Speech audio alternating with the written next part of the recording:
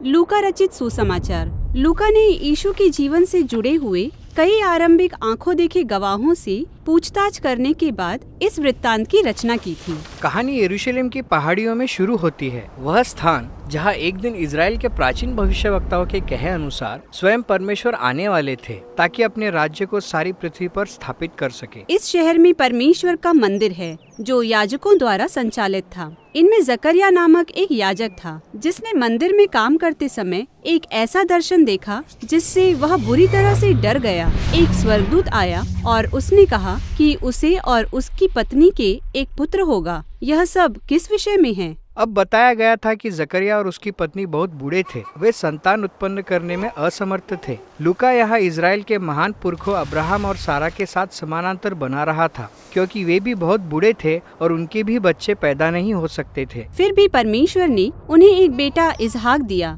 जिसके साथ ही पूरी इजराइल की कहानी शुरू हुई थी। लूका यहाँ कहना चाहता है कि परमेश्वर फिर से इन लोगों के लिए कुछ महत्वपूर्ण कार्य करने जा रहे हैं। स्वर्गदूत ने जकरिया से कहा कि वह अपने पुत्र का नाम यूहन्ना रखे। फिर उसने कहा कि यह पुत्र इजराइल के प्राचीन भविष्यवक्ताओं की उस प्रतिज्ञा को पूरी करेगा कि एक दिन कोई आएगा जो इजराइल को अपने परमेश्वर से मिलने के लिए कोई तैयार करेगा, उस समय जब वह यरूशलेम में राज्य करने आएंगे। क्योंकि अभी तो यरूशलेम में रोमी सरकार का राज्य था। यहाँ पर हेरोद नाम के व्यक्ति का शासन था जो रोमी साम्राज्य के हाथों की कठपुतली था। तो यहूदी लोग केवल यही चाहते थे कि वे स्वतंत्र होकर अपने देश में स्वयं शासन करें। तो यह समाचार चौंका देने वाला था। सब कुछ बदलने वाला है। परमेश्वर आ रही हैं, पर वह कैसे आएगा? यह जानने के लिए लूका हमें यरूशलेम के बाहर ले जाता है और फिर ऊपर गलील नाम के अलग थलग से क्षेत्र की पहाड़ियों के एक छोटे से नगर में हमें मरियम नाम की नवयुवती मिलती है जिसे हम मेरी भी कहते हैं।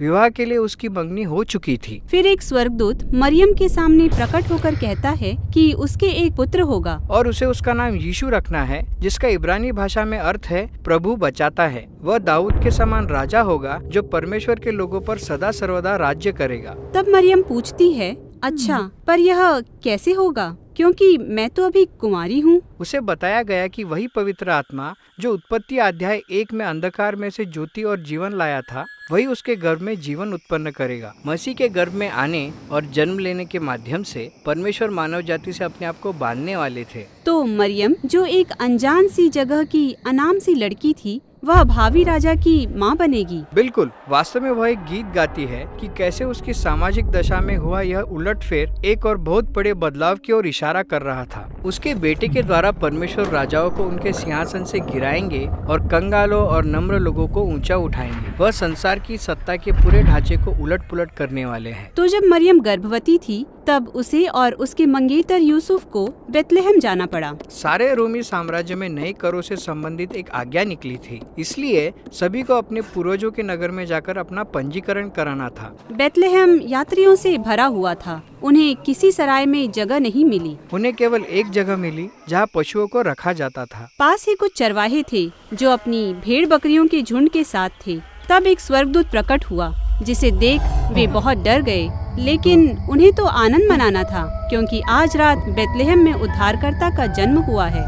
उन्हें कहा गया है कि जाओ और इस बालक को ढूंढो। वे जान जाएंगे कि वह मसीह है क्योंकि वह कपड़े में लिपटा हुआ गंदी सी चरनी में पड़ा हुआ मिलेगा। यह तो बड़ी अजीब सी बात है। तब ये चरवाहे जो खुद तो बहुत साफ सुथरे नहीं थे, जाकर बालक यीशु को उस गंदी सी अंधेरी जगह में पाते हैं और यह देखकर उनका दिमाग घूम जाता है। वह यह सोचते हुए घर लौट जाते हैं कि अब क्या होने वाला है। यह सब कुछ तो बड़ा ही विचित्र है। मेरा मतलब है कि अगर परमेश्वर सचमुच इस जगत को बचाने के लिए आ रहे हैं, तो आप उनके इस प्रकार से आने की आशा तो नहीं कर सकते। उनका जन्म पशुशाला में एक किशोरी द्वारा हुआ और उनके जन्म का उत्सव अज्ञात चरवाहों ने मनाया।